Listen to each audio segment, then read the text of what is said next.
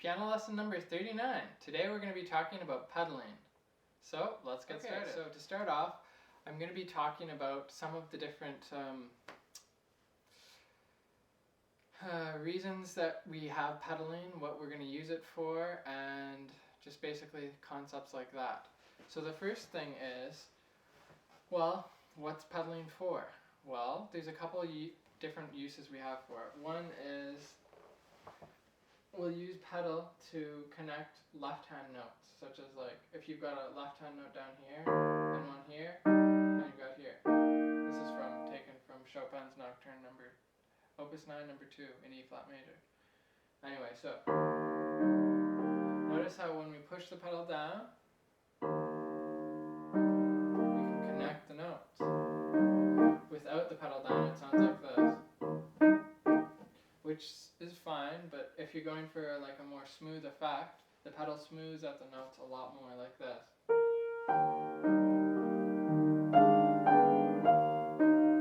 Now, if you have no pedal, it sounds like this.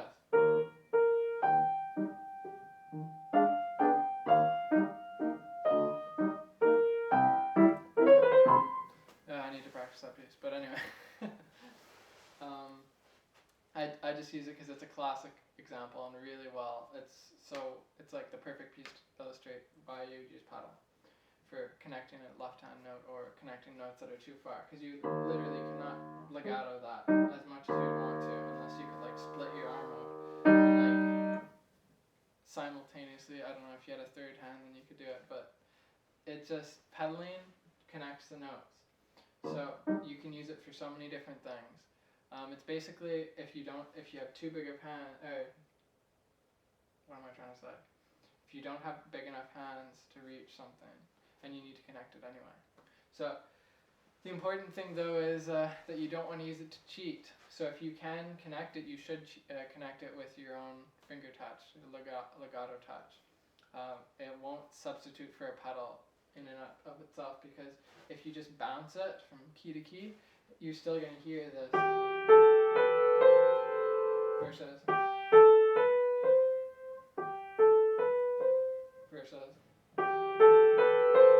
even though it's all pedaled, it still sounds kind of separate. What if you do that?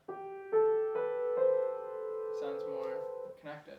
So if you can connect it with your fingers, that's good. Now another thing that you might have noticed while I'm playing is when you do pedal down, and by pedal I'm talking about the pedal on the farmost right, which is called the damper pedal. There's the two other pedals, but they're not really. The middle pedal is pretty much unimportant. And the left pedal, on the very left, just makes everything softer. So it's the soft pedal, okay? That's basically all the soft pedal does. And maybe towards the end of the lesson I'll talk about where you'd use it, but mainly you're just going to use it when you need to play softly or you need to have a mellow tone, okay? Also, you can use it when you're playing like a Chopin Nocturne, like I was just showing.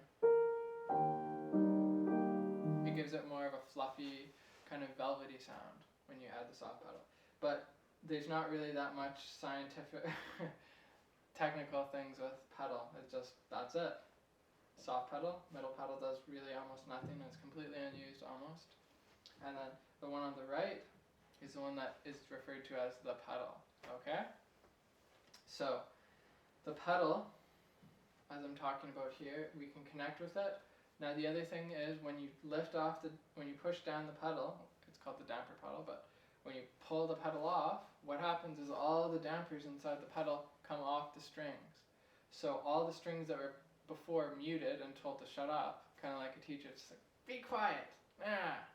It's kind of like when a teacher's in the classroom, all the kids are like, must be quiet. Well, that is if the teacher's scary. But anyway, so everyone's quiet when the teacher's in the room. Then when the teacher walks out of the class, everyone's like, oh, we can be loud now. Well, maybe not, but that's sort of what it's like. So when you push down the damper pedal, all the original quiet kids, or the quiet strings, are now free to go and do whatever they want to. So now all the dampers are off the strings and they can make sound. And it'll just continuously ring out. So if I hit a C key, notice how you don't just hear the C key, you hear like this richness that's vibrating through the piano. Those are a combination of overtones and sympathetic vibrations. Now, a sympathetic vibration is basically all notes are waves. So this is getting into another topic, so I'm just going to be brief. But the wave of, like, say, C vibrates at a certain number or frequency. When it hits other strings that are tuned to the same frequency, it vibrates those as well. So to illustrate the point or prove that it exists, you could hit a C on a piano, and then you could have another piano that isn't being touched and just pull the damper pedal off so the strings are free to vibrate. Then you could mute the piano that you played the key on, and you could hear the C resonating in the other piano. My teacher, when she first showed me that a long time ago, I was like, what? Like, it totally freaked me out. I'm like, it's magic. It's magic. But yeah. Anyway, so that's basically kind of what the pedal also does, is when you hit one key, you're actually impacting other keys. Like when you hit a key down here, it's resonating through the whole register and creating a more full tone. Now, you get this mainly with an acoustic piano, and digital pianos, they're starting to get close, but they haven't quite captured the whole realistic feel that an acoustic piano will actually do. So when you push down the pedal on a digital piano, you're just going to get an extended version of this note. So the notes are isolated in their own little boxes. And that's why there's a big difference when you pedal on an acoustic piano versus a digital piano. Not to say there's anything wrong with the digitals, but yeah, that's basically what's happening. They've started to develop programs that simulate what acoustics would actually happen inside the piano and the whatnot. But yeah, I digress. So, anyway, so there's two things so far. Is the pedal can be used to join notes that are too far. The other thing is it can give you a warmer, crisper, warmer, softer, even louder tone. Like if you push down the pedal, things get louder, like versus because you're impacting other strings. So it'll get a little bit louder, more full. Now, here's basically one of the uses you can use for that. In classical music, the pedal is generally not welcomed. Like, you can use it a little bit, but it's mainly only used to kind of highlight cadences, like you're playing around. So you're going to put a little pedal at the end, and it'll make it a little bit louder and give you a little bit of nice tone to just fill it out. So you can use a little bit of pedal at the end of cadences. One thing I do want to say is that Baroque music is almost completely unseen to see pedal being used for like Bach or other Baroque music. There are some exceptions, but it's so minor that I'm just going to say that you basically do not use the pedal. Okay? Mainly because that the pedal did not exist in the time that the music was written, and it was being played on harpsichords, which didn't have any pedal effect. So, later on when you get the first pedal, actually, I think, if I remember correctly, it was by a knee. Like you pushed your knee up into something on the bottom of the piano here, and that created the pedal, and then they switched it to a foot later. But I could be wrong on that, because I just heard it from someone else that was like knowledgeable about piano. I didn't actually like research it myself, so I could be wrong. Or my source could be wrong, I should say. But anyway, so basically you don't want to put pedal into a Baroque piece because it didn't exist then. But then you get people like Chopin. Chopin, for example, the pedal was around in his day, so he's like, oh, let's write pedal songs. So that's why suddenly you can have a totally different writing style. Because in Baroque music, you wouldn't be able to do this. One, because at certain points the range, they didn't have that kind of a range. The pianos got expanded as they got bigger, but basically, they have this huge range, and now they can connect it and make it sound nice. So those are different examples of why, or maybe not examples, but periods where you would use pedal. You can use pedal basically completely normally from the Romantic period on. That's where pedal was around in mainstream.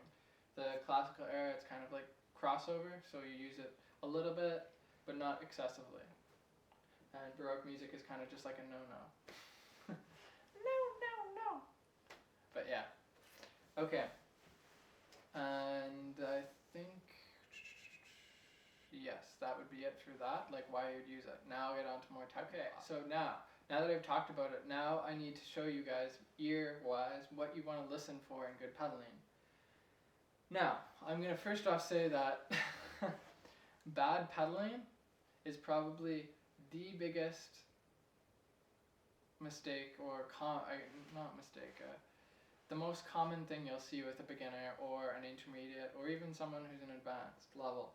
They misuse the pedal, especially the beginners, because they just don't have any experience with it. What you have to do is train your ear to hear when the balance is out. Now I'll explain what I mean by balance. Balance, there's constantly a big fight between too dry, or in other words, not enough pedal, and too wet or too mushy or blurry. Those are all words we could use. So blurriness, let's just go with that. So it could be too blurry and there's not enough clarity with the notes. So there's constantly this battle of too much pedal, too little pedal, too much pedal, too little pedal. What you want to find is the exact in-between where it's still resonating nicely, but there's still clarity in the notes, so you can still hear them being brought out. They're not getting lost in the big brr, brr, brr, like waving. How does brr make that kind of a, whatever. But, you guys are probably laughing at me, but when you hold this note down with the pedal, do you see how it's kind of like this big kind of background ambiance? Now, if I add in more notes, now if I'm playing, well, I guess that's a bad example, but say I'm playing, okay, let's just take that same piece, the nocturne again. Okay, now say I'm doing this with no pedal changes. What happens is you'll start to hear, at the start it sounds nice and there's clarity. There might be a little bit too much pedal if I'm fully holding it down, and the bass notes will carry too much. Basically, the lower you go on the piano, the more the bass is going to be affected by the pedal. In the higher registers, it sounds almost like up here. See, there's almost no difference. But here, there's a big difference. So the more down you go on the piano on the register, the more the pedal will affect the sound of the piano. So the lower you're playing in your chords, you have to play your left hand lightly so that it doesn't overpower the singing part or the lyrical line in the right hand. So what we need to do here is, I'll just show you an example of too much pedal. Too much pedal would be like this. I'm not going to give any pedal changes like this. Oops, sorry. Now here it's starting to get too much. I can't remember the piece. Well, that's not good.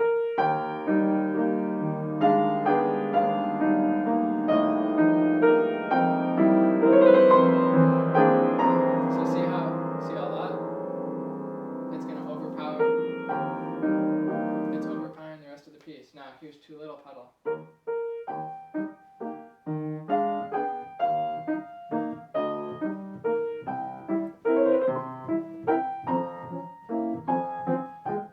See how now you can't even hear really difference, and everything kind of sounds like or like you hear the notes sputtering out and then dying, so it's like everything's too dry. Now a happy medium would be you add the pedal,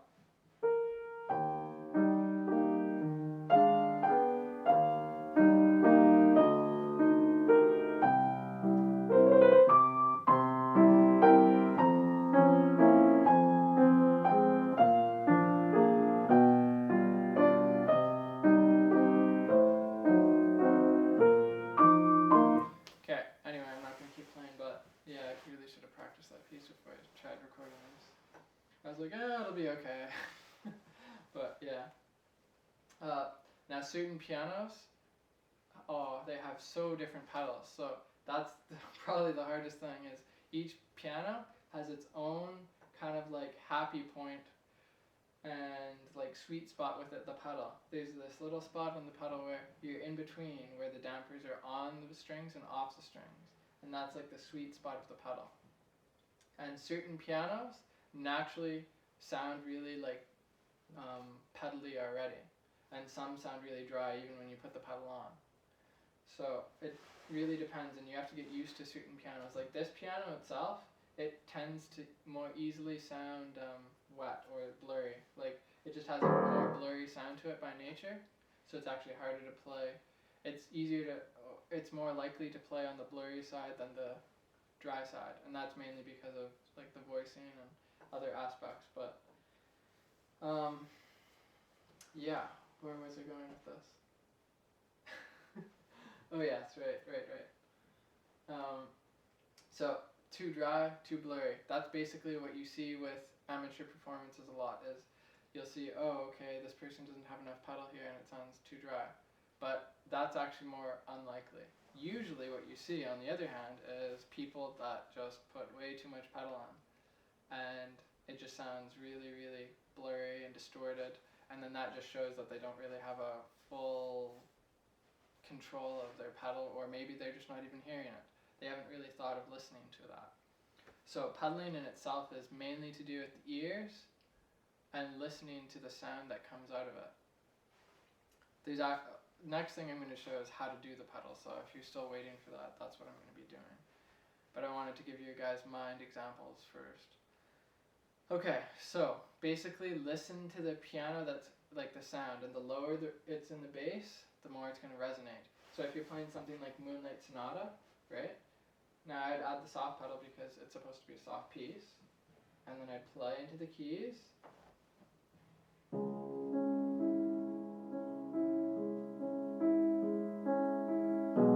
Now if I add too much bass, it'll overpower everything else like this. Now if I'm not pedaling, this is when it's, see how blurry it is?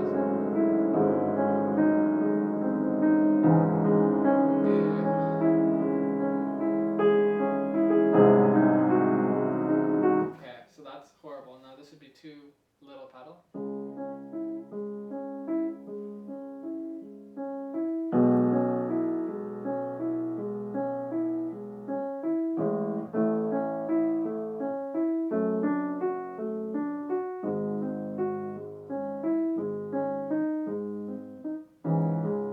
This is probably a bad example because it's a classical piece. Now, the perfect amount of pedal would just be a little bit.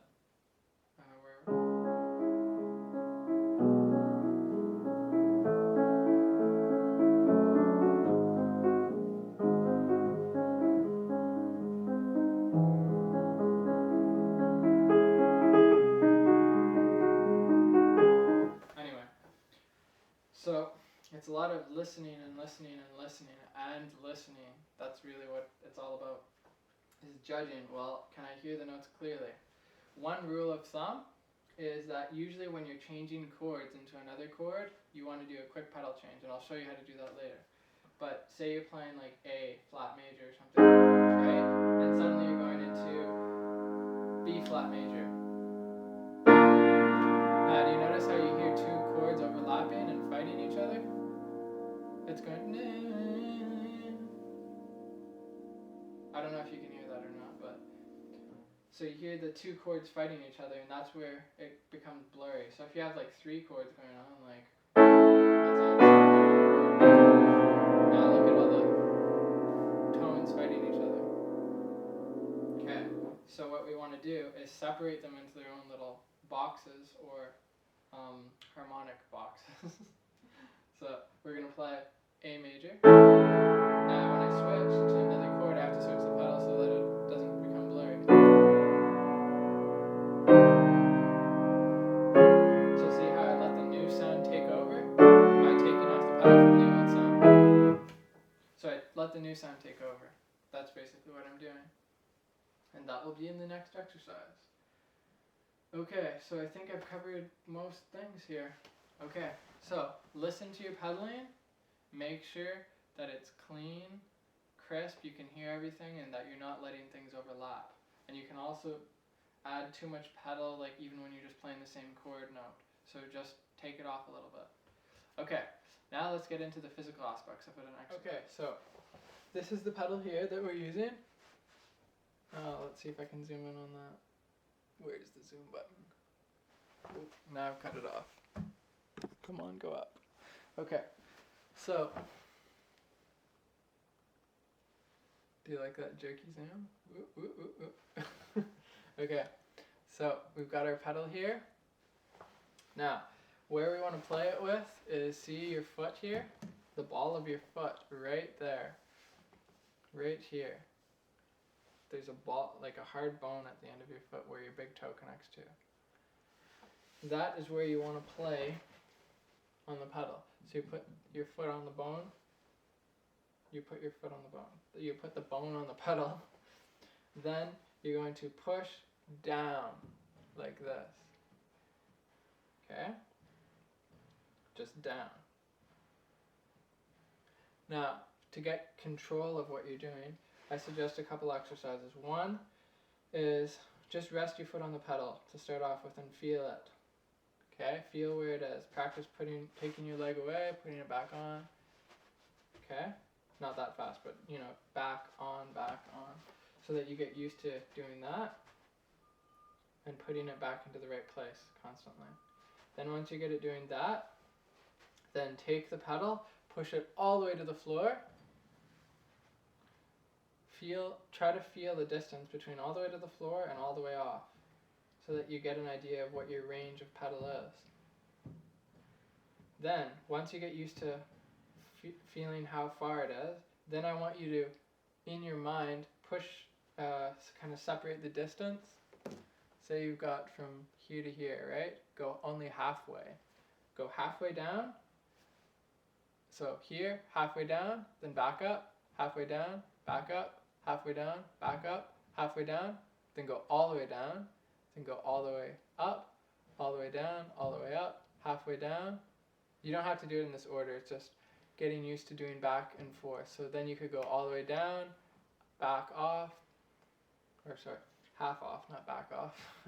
So you're all the way down, half off, back down, half off, back down, half off, all the way off. So this will start dividing the pedal, and then you'll want to do quarter pedals. So you're doing just a quarter, so a half of whatever the half was. So a quarter, full half, 3/4, all the way down, 3/4, all the way down, 3/4, half, 1/4, like that. By the time you do that, you should be quite good at the pedaling, and you'll have a good physical feeling for it. That will basically train your foot to do whatever you want it to do. Okay, so once you've done that, then you'll probably have to practice that for at least a couple weeks or longer, maybe a month, before you can get it down quite perfectly. Okay, so that's that. By the way, this is the soft pedal here, and you'll just play that with your left foot. Okay. Middle pedal, basically what it does is it does different things. Some pianos it just makes it soft. This one it doesn't. It just makes, for my piano, that it opens up all the, you can hear how it's resonating. You can hear all the dampers in the bottom keys get brought off, and the top ones don't. So see how you can hear that reverberation? That's just purely the overtones and sympathetic vibrations. Okay, next. By the way, I could be using those words incorrectly slightly when I'm doing this. I know, I'm just throwing that in there because that's just like the wave of what's going on. I'm not like a PhD student in music, harmonics and stuff like that. I know what's like it's making that sound because it's vibrating the other strings. So I might be using it incorrectly. If you're like a music scholar and you're going to leave a comment like, oh, you're using this word incorrectly by this degree, and the definition of this is that, and yeah, okay. Let's just say I'm kind of getting sick of some comments like that. Well, I guess I'm not getting sick of them, I just ignore them. Unless they actually have a good point. It's really annoying when you do something in a lesson, and then you make one little mistake, right? And you forgot to mention something, and then like 2 years later, people are still saying, oh, you've made that mistake, and I'm like, I know, but I can't go back and fix it because I already filmed it. So unless I refilm the whole thing, re-upload it, do everything, that mistake is still going to be there. Anyway, but that's why I try to plan out what I'm doing and do it normally. But okay, anyway, so back to this. So middle pedal doesn't really do much. On some pianos it makes it softer by a lot, like lots. That's called the practice pedal. It's usually on uprights. And on the most expensive pianos, you push down the pedal, you push down notes, then you push down the pedal, and then you can let off the notes, and those notes will keep vibrating. But the other ones won't. And that would have to be for a very expensive piano, like pretty high end. Okay, so that's that. Now, next, let's do pedal exercise. Okay, so the first pedal exercise I want you to do is you're going to play a C chord. And if you don't know what a C chord is, you should probably go learn that in another video that I've done. Probably lesson number 3 or 2 or something like that. Okay, so push down the pedal.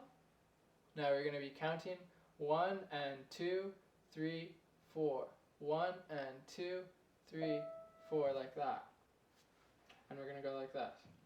So push down the pedal, hit a C chord, and go 1 and 2, 3, 4. Then you're going to go up to a D minor chord. So basically just go up one note for all the white notes. So now you're playing D, F, A. And you go 1. Now on the and, you're going to lift up your foot like this. And 2. Then put it back down on 2. I wouldn't lift it all the way off, just lift it to the top. I was just doing that to show you that I'm lifting my foot off. So it's like this. 1 and 2, 3, 4. 1 and 2, 3, 4. 1 and 2, 3, 4. 1 and 2, 3, 4. 1 and 2, 3, 4. 1 and 2, 3, 4. 1 and 2, 3, 4. 1 and 2. Yeah. So you'll do that quite a lot. And what that does is it basically trains your foot. No, you can't see me tapping my foot. But it trains your foot to change when you change the chords. Now another one to do to train your foot and your hand doesn't involve the piano, so you can do this anywhere. I'm just gonna, that's awkward. Okay, anyway, so you'd have your foot on the floor and your hands here, right? So what you're gonna do is put your hands down and your foot down. Okay, now lift your foot up. Now, as you lift your hands away, like this, pull your hands up while you push your foot down. Lift your foot up when you push your hands down, like this. Because what you want to be doing is, when you push down your notes like this, you want to lift your foot up. Just a split second after the note goes down. Then you're going to push down the pedal and then lift your hand up. So they basically want to be, that is how you connect so that you can go to the next thing. So now my hand's up, my pedal's down, and I push down, I lift up. To clear the sound, put it back down. Push down, lift up. That clears the previous chord. Then push, lift up, push down, lift up with the, like that. And that's basically what you're doing with that exercise, the 1 and 2.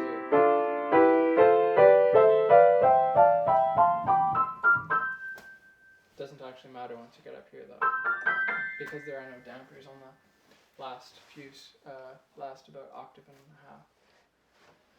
Okay, it's because the strings are so small. So you notice how it just keeps going. Now here, see how it stops. So it starts ringing there. Interesting. But yeah, so that's one pedal exercise, and this one's the other one. So it takes some coordination to start off with. So lift your hand up, and then push down like that. So it's in opposites. Okay? And you do that with both hands. So down with both hands, up with your right foot, then up with your hands, down with your foot, simultaneously like that. Okay? Okay, and I'd say that's about it for now. I'd say those are some good pedal exercises. So there's also another type of pedal. There's a couple pedals. One is called rhythmic pedaling. So say you have like a waltz and you're doing like this. So you would actually pedal the first beat. That would be a rhythmic pedal like this. So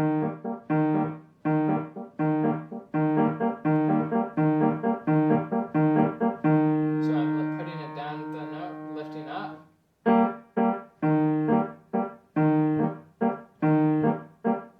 Whoops. Don't you guys love it when I make mistakes? Anyway, so that's rhythmic pedaling there. Like there's some pieces like.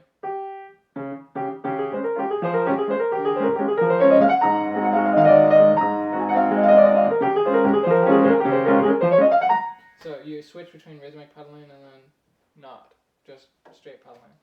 Well, it's called legato pedaling, but legato pedaling is where you're joining the notes, right? Like this would be rhythmic pedaling. Because if you notice, I'm actually pedaling on the first note. I'm